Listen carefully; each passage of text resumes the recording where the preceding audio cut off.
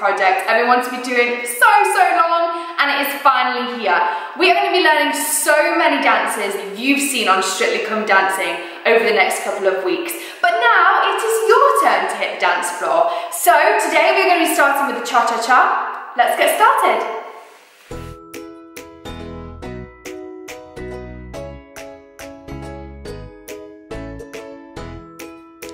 Hi everyone, so we are going to start with some basic cha-cha steps to get you moving. First up is a basic cha-cha movement with a 2-3 cha-cha-cha timing. As you can see here, it's very important to use your feet, putting pressure into the floor to allow those Latin hips of yours to break free, with the ankles kissing together as you can see in my demonstration. Next up is a New York. Unfortunately, I'm not taking you on a trip to New York, but we can certainly imagine we are.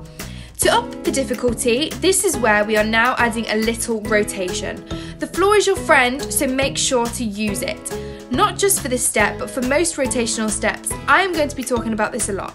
Using the floor and rotating the feet to the greatest of your capability. I don't want to make this easy for you, so next, I've thrown in a half turn step, which we call a spot turn.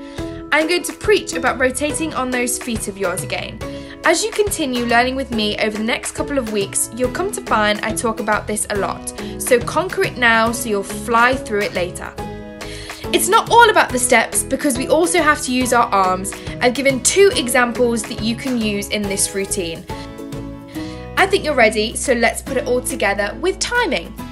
2-3 cha-cha-cha. 2-3 cha-cha-cha. 2-3 cha-cha-cha. 2-3 cha-cha-cha. 2-3 cha-cha-cha. 2-3 cha-cha-cha. 2-3 cha-cha-cha. 2-3 cha-cha-cha.